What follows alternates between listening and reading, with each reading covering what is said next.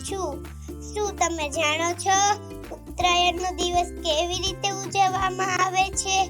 ઉડે છે મારી પતંગ, ઊંચે ઊંચે પેલા વાદળના સંગ।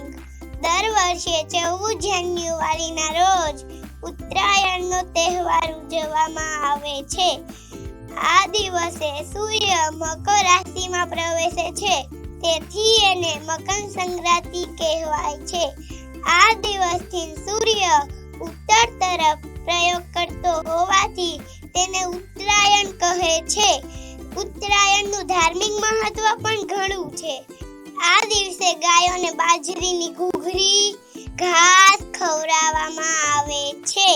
બ્રાહ્મણો અને ગરીબોને દાન આપવામાં આવે છે।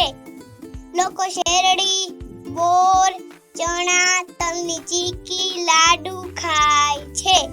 ઉત્તરાયણના દિવસે બધા વહેલી સવારે ધાબે જઈને પતંગ ચગાવે છે।